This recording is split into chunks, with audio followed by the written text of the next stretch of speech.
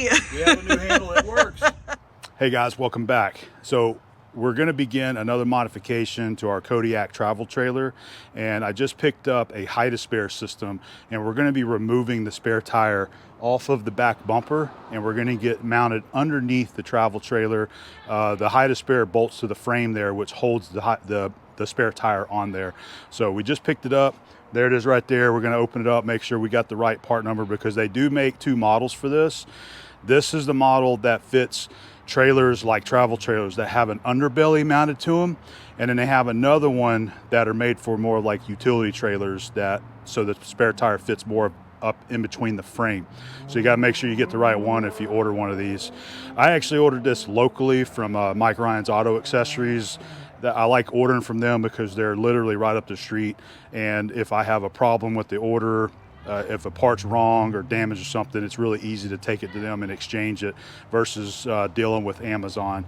So just keep that in mind. If you got a local rep you can use for these larger purchases, sometimes it works out a little bit favor on your end there. So let's check it out, and I'll show you where I'm going to be mounting this, and hopefully we'll have a nice successful install and get our spare tire moved off the back bumper of the camper.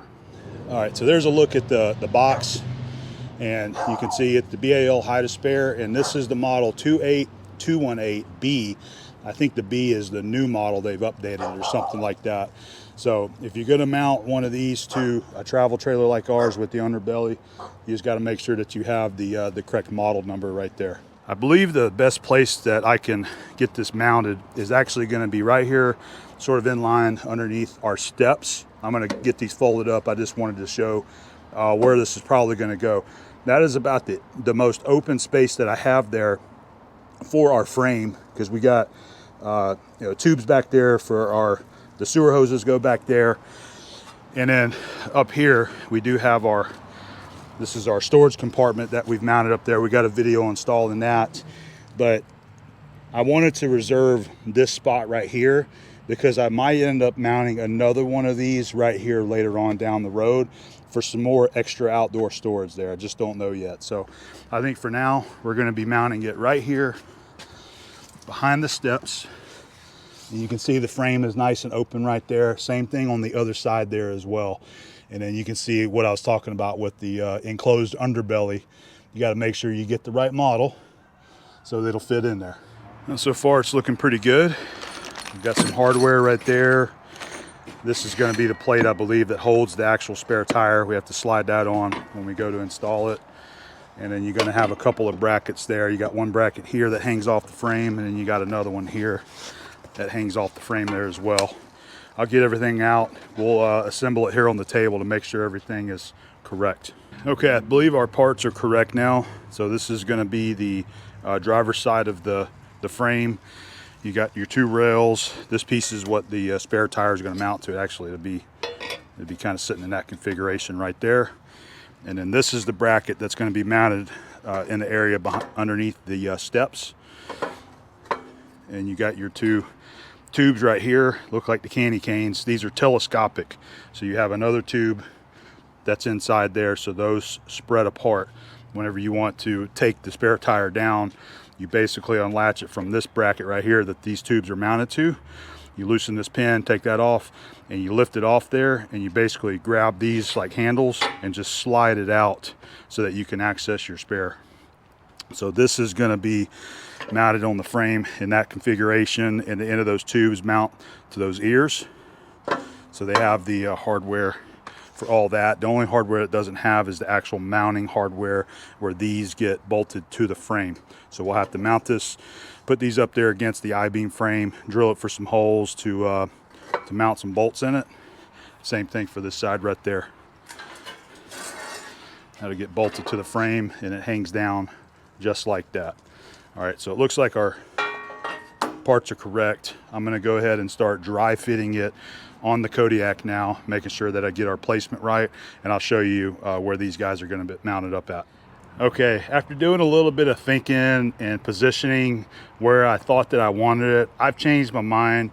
I lied to you guys. I am going to end up putting it on the front side of the axles there, forward the axles between our cargo bin there and the front axle.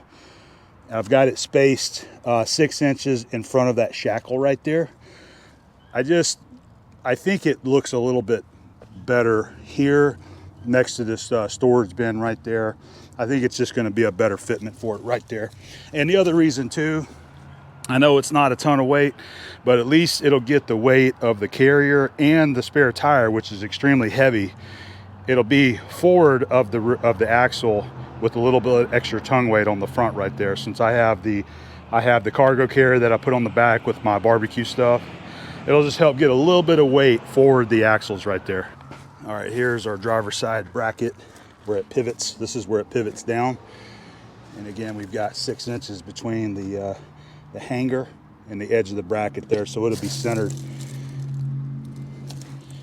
So I think I like this location a little bit better, getting a little bit of that extra weight forward of the axles and off of the back of the frame. So I think we're just going to go ahead and mount it right here. So since I got it clamped up, what I'll do is I'll transfer punch a couple of those holes, and I am going to have to get around to the inside underneath the underbelly and inspect it to make sure that we're not going to be drilling into any kind of cables or tubes or anything like that before we go to drilling. All right, we're underneath the camper here.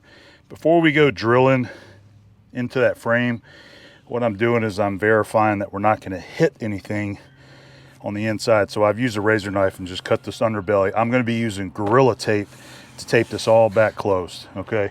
And I've noticed that dealerships do the same kind of trick there. They have a good quality tape. All this gets taped back together, so I'm not screwing with these fasteners that are holding it up. But I can look in there and see that there is a heater duct right there that's real close, but the screws are going to miss it. I'm not going to be puncturing that that duct right there. Our screws are going to be lower than that, down here towards the bottom. So just got to verify that. You can see there's wires in there and things like that, so you got to make sure that you miss those things when you go to drill through the frame. All right, we're on the other side of the frame here, and I just did the same thing. I'm just verifying. You can see where someone's already accessed this underbelly before and used some tape there. So I've just cut it behind where we got to drill through the frame, and I'm verifying that there's nothing up against the frame. There is a heater duct right here that was pushed over against the frame, but you can see I can move it. So our screws are going to be right in this area here, and of course right over there. So we should be good to go on this side too. And like I said, we'll use our Gorilla Tape and tape this up really good whenever we're done with the job. I'm going to use a transfer punch to go ahead and punch the center of all of the holes here. I'm going to pre-drill these with a drill bit, and we're going to be using self-tappers to install these guys. But I don't want to drill with the screw itself. I want to drill a hole and then just run the tap. Let the screw tap the threads in there. That'll just help the drill bit line up right there. All right, like I said, we're going to pre-drill it. I'm using a Vortex tipped drill bit right here. Those look like step drills on the end. I've got the whole case. I'll show you what it looks like right there. Vortex. These are excellent for hand drilling applications and when you're going through thin materials or tube or pipe, things like that, by hand.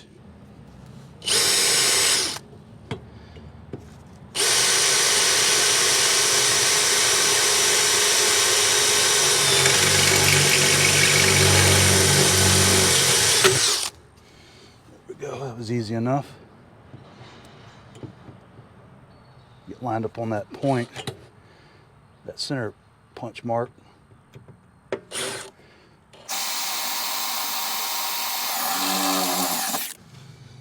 That one got a little off, but I think it'll line up.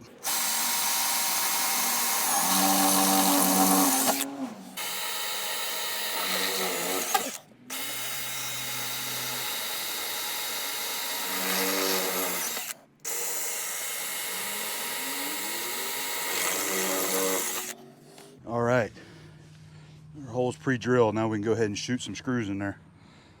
So I picked up some stainless steel self-tapping screws. These are 1/4 inch diameter, 1 1/4 inch long. Let's see how they do. I just wanted to verify again. Yep, okay. That duct wasn't in there. I don't know how much torque I'm going to need on this.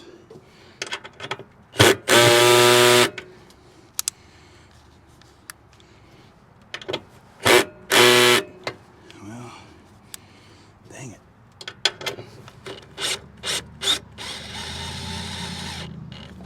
All right, I had to use max on the screwdriver right here. What my plan is to get them in there like that, and I'm just going to use a socket wrench to come in here like this and just hand tighten them, make sure that they're not stripped out or over tighten them.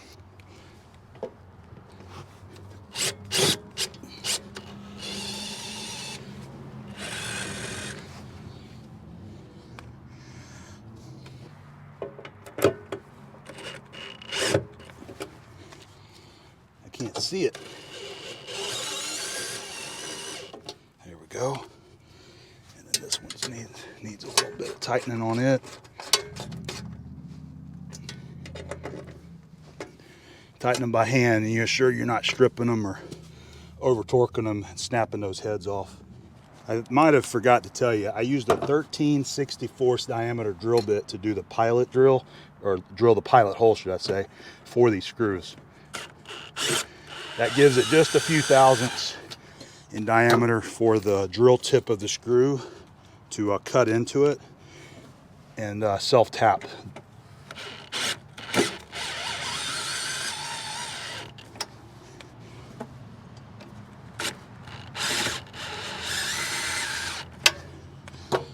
Right,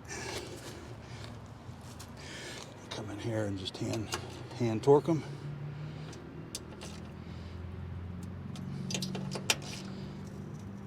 Yeah, I think that's good right there. All right, and take our clamps off, and then I'm going to go ahead and tape up that underbelly. Okay, we just got the first side taped up using our Gorilla Tape. That's always some good stuff. Here's the roll of it in my hand right there, the Gorilla brand. Really high quality, very, very strong tape. So I think that's gonna be good for that little cutout right there. We've got it pushed up nice and tight. I'll put a few extra layers on there, so it shouldn't be going anywhere. All right, time to do the other side. All right, we're on the opposite side now. This hole here is gonna be tricky to get to because it's directly behind this gas line right there. So I may just have to try to come in at an angle with this guy. I'm not sure yet.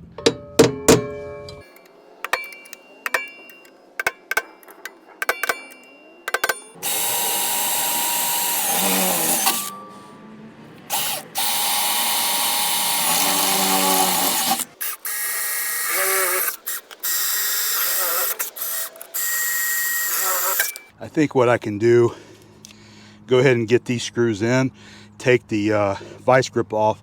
I should be able to bend that just a little bit, to just enough where I can get the drill motor in there. Let's go ahead and shoot some screws in, and we'll get those clamps out of the way.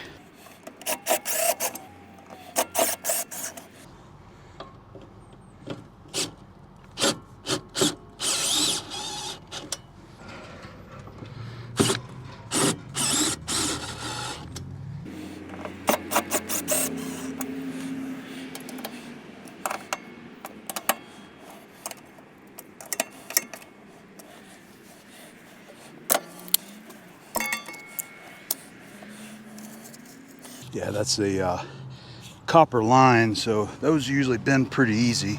Let's see if we can just move it out a little bit. I got to get down where I can get a little bit of leverage on it.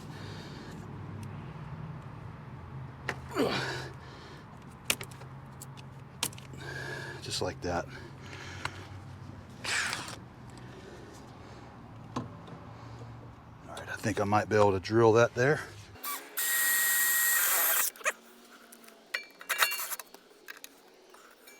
Okay, that one was done. Now we'll go ahead and get the underbelly taped up behind it here. All right, we got that side taped up now with our Gorilla Tape. Got it all stuck to it nice and firm. Put a little extra there on there. They're starting to peel on that side. All right, that is done. Now we can start assembling the rest of the components here. All right, before we get underneath the camper, I'm going to show how this is all mounted up. So this is the bracket that you loosen and lower it, and these tubes are going to be mounted just like so. All right, so the kit comes with the bolts. I believe these are 5/16. It comes with the plastic bushing, so you'll have a bushing or a spacer on either side, and then you have a lock nut there as well. Is a bushing and a spacer the same thing? No, one can be a bushing typically. A bushing typically is something is rotating on the inside of it, so it's like a bearing. A spacer is just that; it just spaces distance there. Thank you, babe. One can argue back and forth about that, but Well, with you, they definitely that's will. the simplest answer. Yeah, everybody loves to argue with me. Yes. If it was me, You don't bring it on, but they do it anyway. like I said, you need like 4 sets of hands to do all this. Yeah. If only I had a vise. Can I help Can you? you shove that through? Push it through the spacer there, the bushing. Oh, Yep, there you go. See that? And then we'll put a lock nut on that side right there, and then that's how that is held up on both this end and the opposite end down there. All right, so this bracket that's in the middle, I'm going to show you this. This is where your spare tire is actually mounted on there, and we have to make sure that we get this on both tubes. You can see the way that they break this up is that it goes around each tube. All right, and then they supply these carriage bolts right here, and you see the square hole. The carriage bolt goes through all the way through, and then that locks that in there, and then you have a nut on the bottom side. Hold on, I'll flip it up just a second. All right, so it's going to be like that. You got 4 of those that hold this guy on both of the tubes. So this is adjustable. I think in the diagrams they usually have the spare tire a little bit closer towards this end here, so it's not so far out. Okay. And then there's a couple of bolts here. You got these guys that will come up and actually hold the spare tire on. So we'll get to that later on. I want to go ahead and get the bracket mounted up underneath the Kodiak first. Thanks for doing this, babe. You're very welcome. Stuff takes a lot of time, doesn't it? It does, and it's never work that you want to do. It's not fun, But you know. you feel so good when you get it accomplished. You remember when I was saying that I don't really like working on cars anymore because I don't want to get down on the ground? Well, same goes for this right here. Yes. But this is what we're into, so I have to kind of make a sacrifice somewhere, right? At least it's only a couple times a year. Yeah, it's not too bad. So, You look cute. Does So- that make any difference? well, I don't know if our viewers have the same idea of cuteness as you do, but I sure appreciate fair enough. you telling me that. Makes me feel a little bit better. All right, let's get this underneath the camper. All right, we've already got one side hung right here. So let's see if we can get another one going here. Just go ahead and get a spacer on there. This is awkward. It is. Get the tube on, and then we need to get another spacer on. Yeah, it just fell. Where'd it go? Oh, it's back here. Do you want me to help you again? I think I can get it. Okay. Come on. Up. There you go. There it is. Okay. We got our lock nuts. And then while I'm over here, we'll go ahead and button up this side and get this done. I'm glad you're doing this and not me. Is that wrong to say? I bet you are. Well, babe, my manicure doesn't. It would needs to go the other way. There we go. And it looks like I should have grabbed a deep well socket instead of a shallow well socket. I don't know what that means, so I don't think I can help you find it. You have sockets that are short and you have sockets that are longer. You see how the bolt right here, Yeah. it's jamming up at the end of the socket So wrench. you need one that's deeper. So yeah, but I had just enough. Tighten this guy up right there. This is going to be great. This is a pain, but once you're done, Yep, it's getting the spare tire off the outside, Yes. which makes it look nicer. Yes. It's also reducing the weight off of the back, off of the hitch, off the back of the camper by putting it underneath here, Yes. forward of the axles, getting a little bit more weight on the front of it.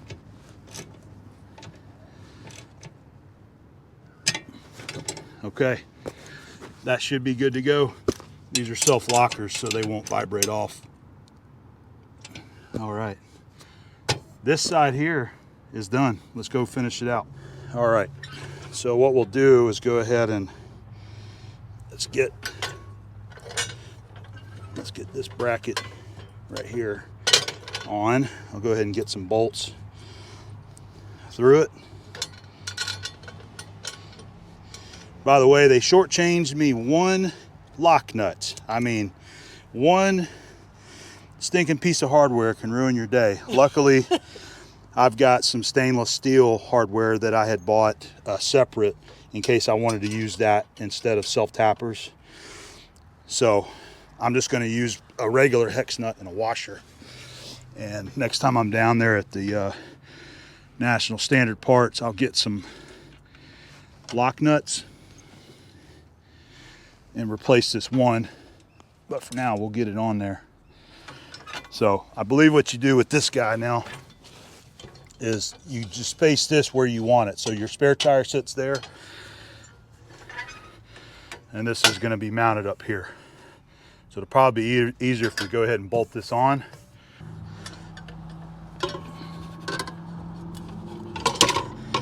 Now you got a little finger knob right here that's got a hole drilled in it.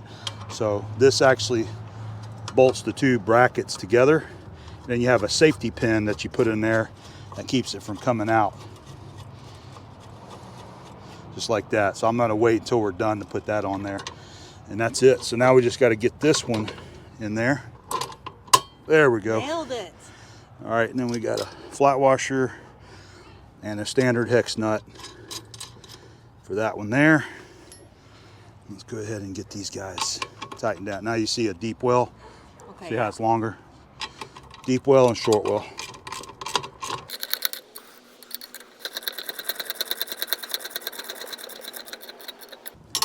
There we go. That's looking pretty good. You know, and it's about even with the bottom of this Yeah, I wondered cargo about bin. it. Yeah. But I mean, the closer you are to your axle, obviously, is where you want it to be. Yeah. You don't want this up there on the front, you know. Right. So like I said, just take this guy off. We're gonna just pretend that we're taking the spare off. We're gonna have to do this in a minute anyway. So you'll pull the safety pin, pull this finger knob, and at this point, you just grab this guy and pull it out like this. Oh, yeah. And there's your spare. You just want to be careful you don't come all the way off there. Interesting. Pretty cool. And then when you're ready to put it back on there, so that'll be up, you know, up in there a little ways. Slide it back up. Well done. That's a huge project. Yep, I'm ready to get it finished up. Yeah. So we'll go ahead and get our spare tire off the back and get it mounted on here now, because that's the last step. Time to get this guy off the back.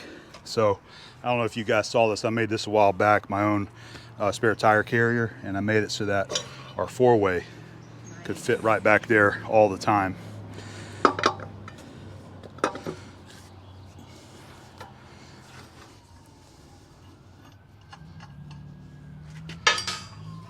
Handy having a machinist around. There we go. There's our spare tire. I am going to keep the cover on this, by the way, to kind of just help keep it clean. Yeah. And then so this guy is going to be coming off right there. Sweet. I'm going to put the spare tire on first so that we can make sure that we have alignment of our 1/2-inch bolts of where the spare is going to be sitting at. And then we'll position it. We'll actually get it positioned on here. Yeah, it's probably going to have to be this way right here.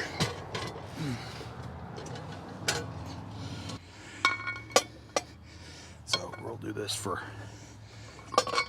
see, there's a bolt there.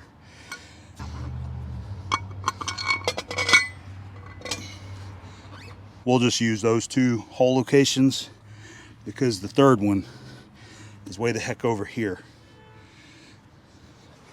So anyway, let me go ahead and get these guys on there next. Okay, nut underneath all the way down to the head of the bolt. And then run another nut down. And then you'll tighten this. You'll jam those two hex nuts against the plate to lock these where they need to go.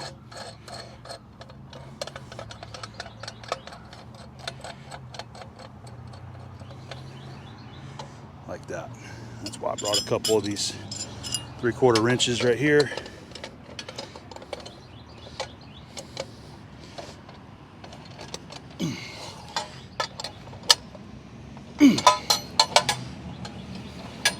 A-bomb torque.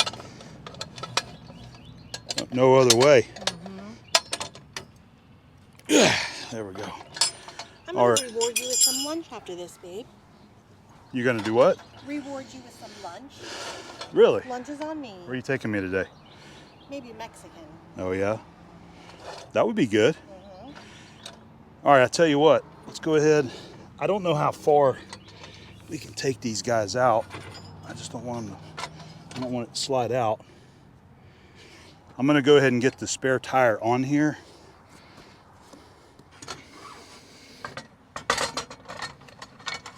There we go. All right. And now we can go in with our flat washer, lock washer, and hex nuts. Nice.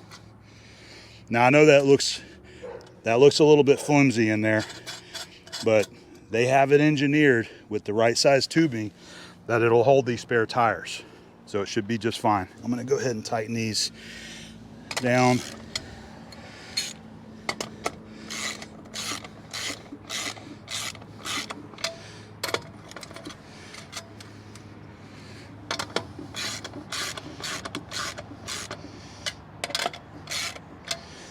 So those aren't going to tighten down like you would typically do because it's pulling against the rubber.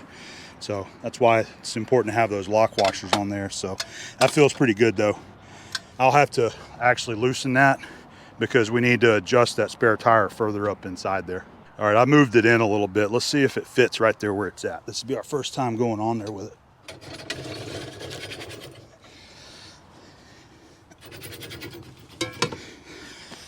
How does it look? Is there a gap between the bottom and the tire? Or is it right up against it? Okay. Yeah, that looks pretty good. Yay! Yeah, that's done. All I got to do is tighten the tire and the bracket. They're loose so that we could position it as we needed to. Yeah. All right. Yeah. Done, baby. I've got the spare tire about where I think it should be. You can certainly center it if you want to, but I think we're going to leave it right here. What I've seen some people do with this is that they put their spare tire to one side and they have enough room on the other to put one of those spare plastic storage tanks for your gray and black water. And I've seen people strap it to that side. So that's certainly doable there as well, but I got it where I want it. So we're going to go ahead and tighten up this bracket here around the two tubes to get it locked in place.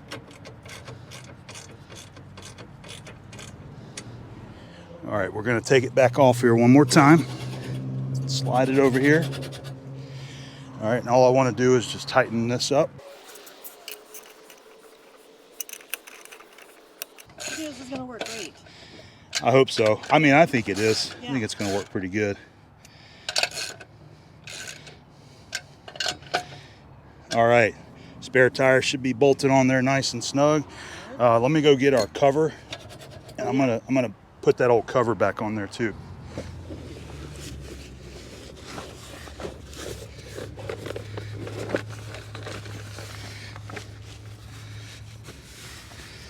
All right, we're gonna put it on there for the final time of our install, and hopefully it won't have to come down Agreed. for a long time.